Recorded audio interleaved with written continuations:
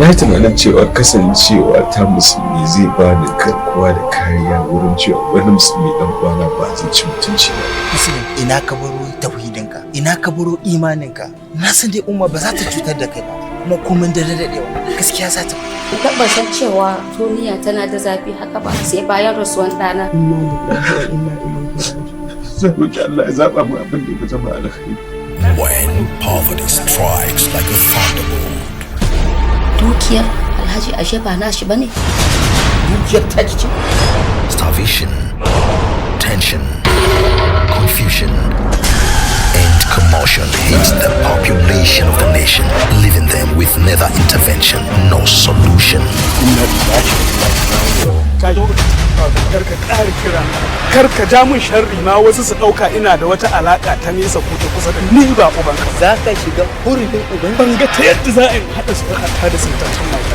Mu aiki ya fi cancanta kuma ya fi dacewa da a irin wannan rana. Kai sai dai ka tare a POS da kuma caji. Matakin rayuwa. Kuma menene ai bai kamata ka ringa wulakanta wanda yake kallon ka da daraja ba. Ai yanzu zama zan ki min wa'azi wata. Wai kai me yasa ba a taba kawo maka maganin arziki ka yi amfani da shi ba? In ki faɗa mun duk abin da kika ga dama. Yarwa Multimedia Enterprises emerges with a banger. Matakin rayuwa. Na rantse da Allah ba zan yi digiri ni in je ina saka caji ina PO mutanen wallahi. Too many graduates and countless undergraduates in numerous illiterates chases too fewer services reserved for the VIPs. Matakin rayuwa. Wai dan Allah malam me yasa kake nuna kiyayyanka ga wa'annan bayanan? Sai dai har yanzu sun kasa samun cikakkiyar shaida guda ɗaya da za ta asalantar da wannan yaron mu gane asalin wane shi. Kai baka san komai ba sai shirme. Life turns upside down and inside out. Equip yourself with the undisclosed secrets to unlock the stages of life. Matakin rayuwa. Ko yanzu kana ganin akwai wanda zai ce min ga yadda zan yi rayuwata? Badalwa Allah badalwa.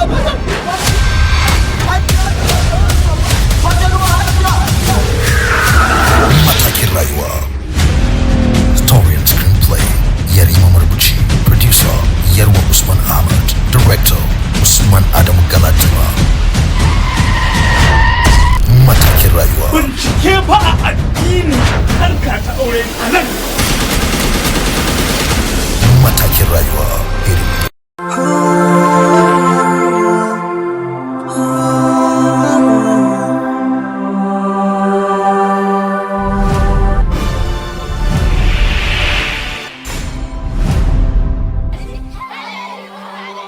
Washin Matakin, me tunanin kakan talaka?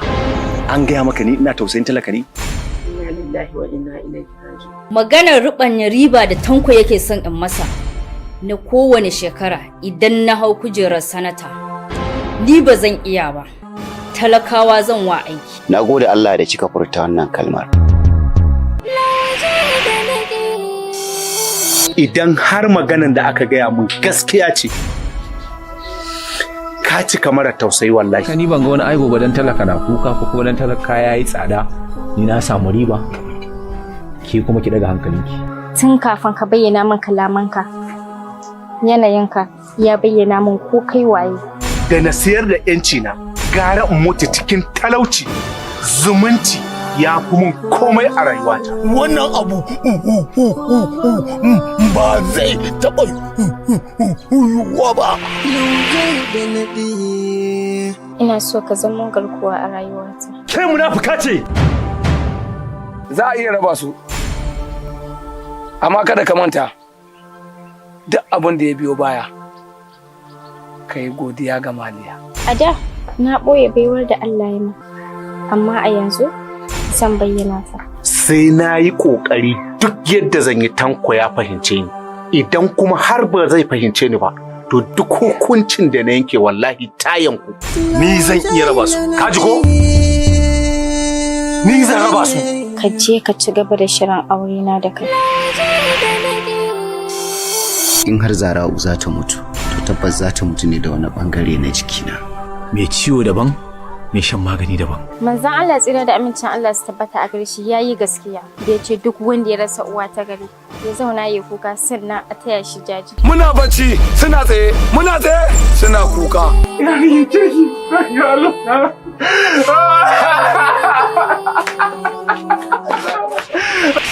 Lauje da naɗi. Za mu sake muku wannan shirin 31 ga watan 10 na wannan shekara ranar Litinin da misalin karfe 8 na dare a YouTube channel ɗinmu mai suna Daga Lafiya Media Nigeria Limited. Don ci gaba da kallon shirye-shiryenmu sai ku danna mana like da kuma subscribe. Muna alfahari da ku. Ba da umarni Hassan Musa.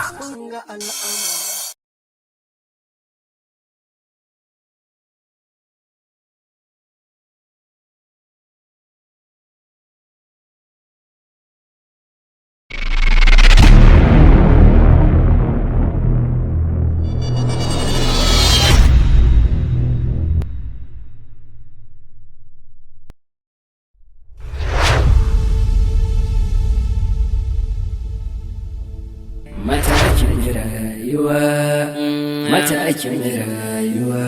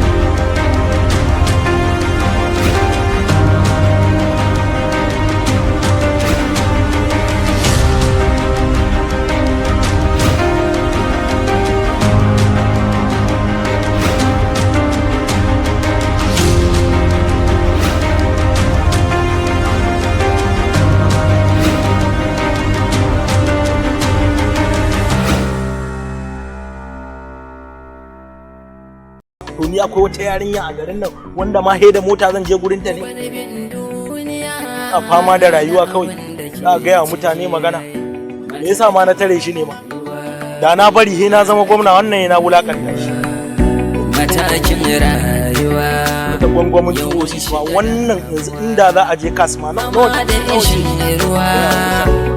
yau ni ne fa dan bewa ce sai tarugu da dan albasa shine fa na kasa yau ai yau da gobe din kenan haka ne kuma ba wanda tunda da ranmu da lafiyar mu kuma gashi mun fito muna dan sana'a da dadi da babu dai muna lallaba gaskiya ne baka ganin duk yawancin kwastomomi na sun zo canza layi suke don yanzu miyan nama ta girma gidajen su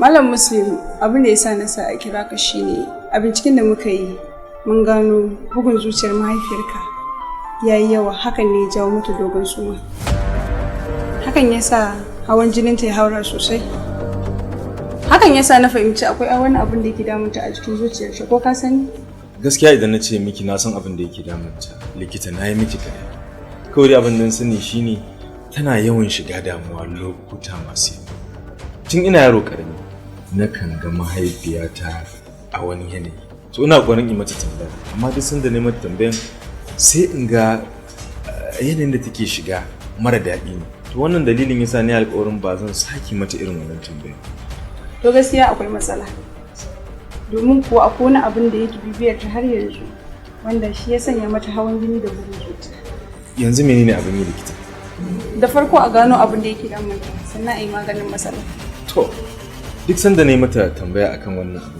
damuwar da take shiga ya fi halin da take shi tashin hankali to idan kai ba za ka iya ba shi mahaifinka mahaifina Allah ya musu cika baya rayu Allahu akbar dan Allah kai hakuri To ƴan uwansa fa? Bayan mahaifiyata ba ni da dangi, ban san kowa ba in ba ita. To gaskiya na gano inda ba sarki.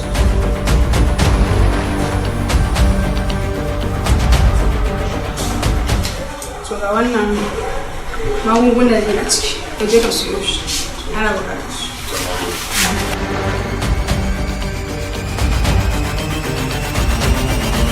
Assalamu alaikum. Amma wa alaikum assalam. Ka dawo? Na dawo. Ya ake ciki? Lafiya kalau. Takardar magani ta bani ta ce in siyo ita likita. So mu je in ya so sai in raka ki sai in tsaya in siyo magani. To na ji. Amma dan Allah ka gaya min gaskiya. Na gan daga tafiya gurin likita fuskanka ya canza. Dan Allah idan akwai wata matsala ka gaya min. Ka san mahaifiyarka tamkar mahaifiyata ce. Haka ne. Ke ma kin san idan akwai abin da ya kamata in faɗa miki ko ma me zan faɗa miki ba ma sai kin tambaye ni ba. Amma dai ba wani abu gaskiya. Ka ci abinci kafin mu tafi mana. Zan ci abinci amma sai in na dawo. Halin da ake ciki yanzu na gwammace in samu magungunan nan kafin abinci. Ki hakuri kuma na miki alƙawarin na dawo zan ci. Kin ji? To shikenan mu je.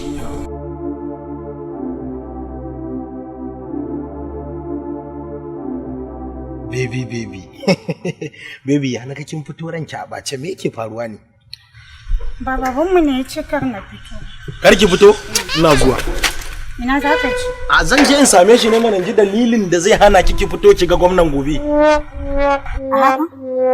Kullum haka kake cewa a ta yaya za ka yi arzikin? Ki kwantar da hankalinki.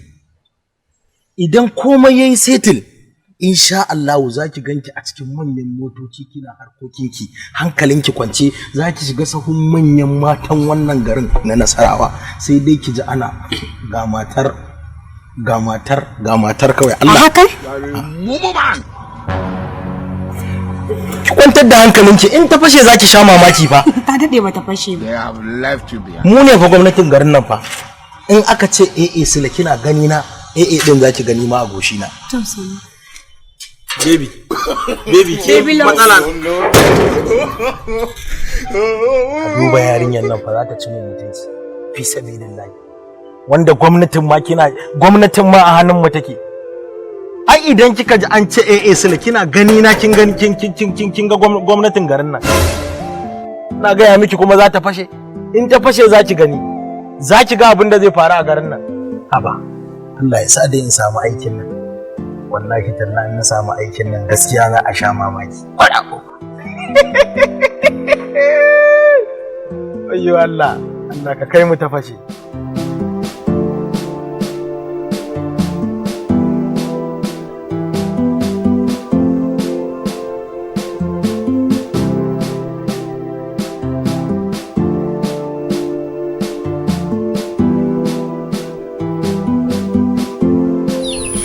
Dawo? Kin gani sai yanzu ko? Wallahi dan babanki ma sai da ya tambaye ni. Amma ban faɗa masa inda kika je ba. Saboda kin san yanda yake. Kar ki damu. Ban faɗa masa ba. Kuma insha Allah babu abin da zai. Yawwa umma, wallahi har na tsorata. Kai. Domin kuwa da baba ya san inda na je, wallahi tallahi. Amma ya mai jikin? Jikin da sauki, amma alluran da ake mata suna da ƙarfi sosai, domin kuwa sai bacci take ta yi. Kuma likita ta ce wai ciwonta ya sauka sosai.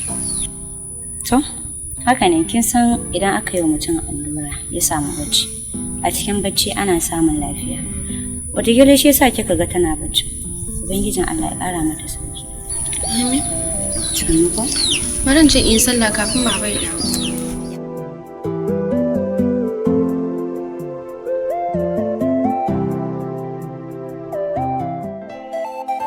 Musu, wai me ya faru da ni ne har yanzu asibiti ban sani.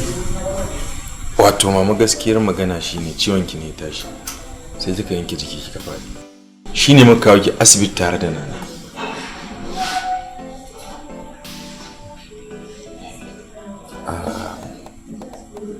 Wato abin da yake faruwa shine mama likita ta faɗa min cewa lallai akwai hawan jini, sannan zuciyarki tana bugawa bayan da ya kamata ba, so sai ake samun sarƙewar numfashi.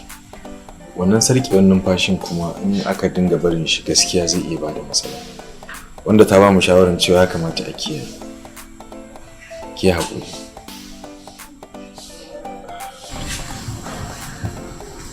Mama, don Allah, ki faɗa min abin da yake damunki. Ki faɗa min wani ɓoyayyen sirri da kika daɗe kina ɓoyewa kin kasa bayyana shi. Ni ma mama zan samu sauƙi a cikin zuciyata in kika faɗa. Don Allah ba ta nuna. Muslim, tashi. Ka tashi na ce.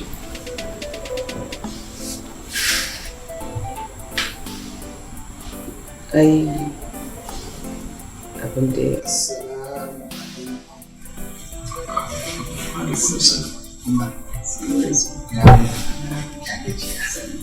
karfin jiki ya kokari lafiya kana ya cikin wa alhamdulillah shi na samu sa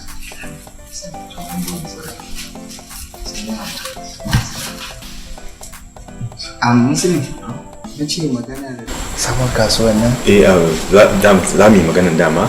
Akwai maganganu ma da yawa da nake so za mu yi shi a waje. To shi kenan ne kara da ni zan koma zaba don babu kowa a ciki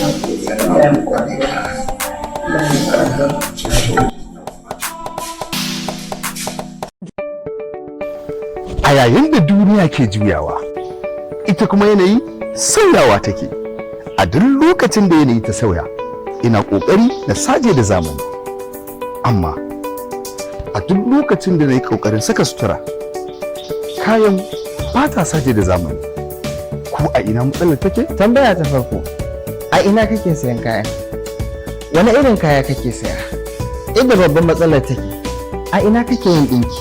A wannan zamanin idan baka mu'amala da Abawa Stitches Limited wajen ɗinki da take tafiya daidai da wannan zamanin, to dole ka tsinci kanka cikin wannan matsalolin. Domin kuwa sutura ita ce mutum.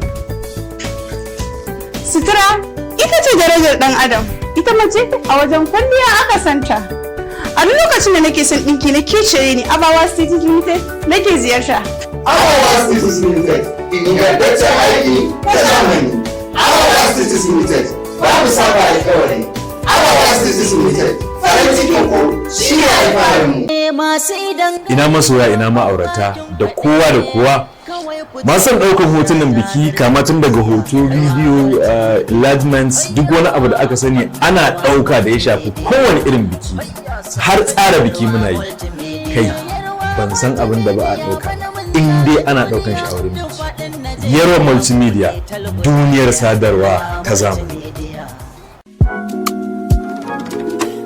Ina matasa hada da samari, ba iya ko ba har da 'yan mata wato a dangare. Ina masu neman gidan hoto na zamani, ka nesa ta zo kusa, ku zo mu je ku gari. Yarwa Multimedia gagara gasa a kaf garin Nasarawa, yanzu babu irinsu. In dai batun hoto ake yi babu karya, su ne suke sa uwar gida ta saje da amarya. Ba iya hoto ba su kan hada da bidiyo, ga masu bukata maza ku garzayo. Yarwa Multimedia suna nan a lafiya, amar su karki sake a barki a baya.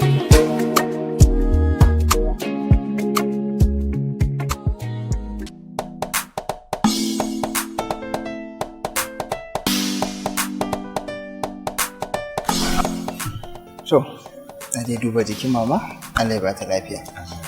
Amma Muslim, na yi ƙoƙarin yin magana akan wannan filayen nan da na kasuwa, na sabon kasuwa da muka kama, ka katse ne. Da fatan da lafiya ko? Ba wani damuwa.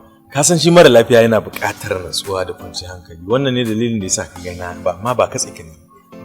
To shikenan. Bayan ka tafi, ban fadda ka bar min kayanka na sayar da shi 2,300. Kamar yadda ka saba, na bayar da 300 kuɗin ruwan masallaci, yanzu dai ga 2,000. Ka kyauta ƙwarai Usman, amma wannan 2,000 ka rike su. Wala Allah wani abu zai iya tasowa a cikin gurbin da aka ɗan yi mai. Ka rike su insha Allah, inda wani abu kuma sai mu yi. Amma Muslim, ka baro ne a rumfa babu kuɗi a hannunka, ya aka yi wannan hidimomin asibiti haka? Wato Usman gaskiya ban so gaya ma. Ina sabon kasuwa da aka buɗe wanda muka sai begogin nan dai da za a yi yanka mana. Gaskiyar magana na wani jinginar na amfani da hidimar asibiti. Subhanallah. Inna lillahi wa inna ilaihi raji'un. Me yasa zaka yi haka? Me yasa baka sanar da ni kafin ka yanka wannan hukunci ba? Kai hakuri Usman. Kai kanka kana da naka masaloli. Dole in duba ni ma in gani. Kai hakuri amma wallahi ban yi shi da wata manufa ba. Amma kar ka sake yin wannan hukunci. Ba da kai hakuri. Allah ya ba ta lafiya. To amin Allah. Nagode. Nagode sosai. Ka gaida gida. Nagode.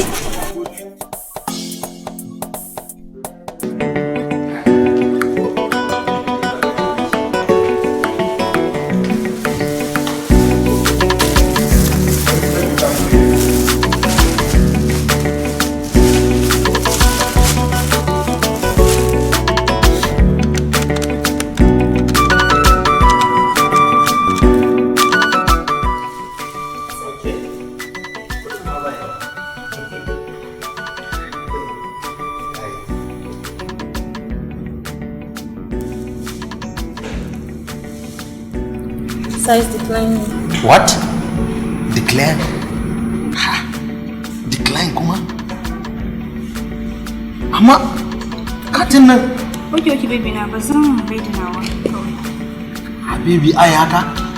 Da mutum ne yake yana nuna decline, maybe network ne ba zan ba ta nawa kawai. Akwai kuɗi a ciki sosai ba. Ba da mu. Ina ga network ne, kasan network kan yin haka kullum. Allah ya taimake ka. Ana rabu. Ismail. Ya gajiya. Lafiya kalau. Ya kwana biyu. Alhamdulillah kwana biyu na kashe gani ba a ganin ka. Wani rabu ina kiran waya ka ai ba na samun ka. Allah sarki. Ka san ka kira bai shiga ba ko ban dauka ba? Allah ko muna sitting ko muna meeting ko ina kan hanyar tafiya. Allah san harkokin nan mu yan siyasa. Wani rabu. A aje Ismail kenan. Ya kuka zo yin abinci kuka siya ne? Wallahi abinci muka siya yanzu muna kokarin za mu yi payment. Sai babu ko bin sai in payment din kai. A to ga yi mutane. Nagode. Babu da nagode.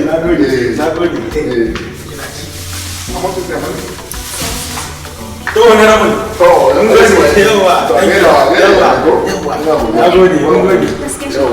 Kama sana'a matasa, mu bar zama na majalisa. Gwamnati ke ma ki taimaka. Idan ka da age wasan na'arka, yau ya rabbi zai daga ka. Tun da gwamnati ta rike wannan, mu roƙi Allahu mu matakin rayuwa.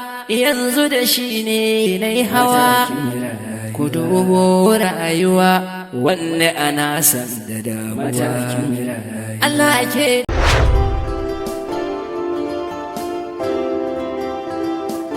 mu bari bin duniya da abin da ke ciki matakin rayuwa matakin rayuwa yau mun shiga damuwa fama da ishin ruwa ba za a yi musaltuwa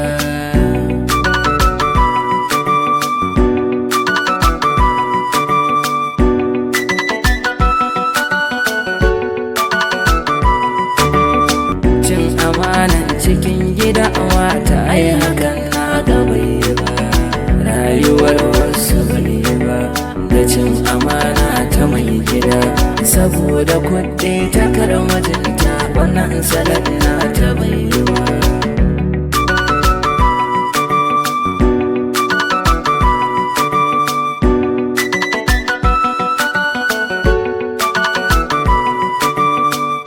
makama sana'a matasa majalisa gwamnati ke ma ki taimaka idan ka da age wasan na'arka yau ya rabbi zai daga ka tun da gwamnati ta rike wannan mu roƙi Allah mu matasa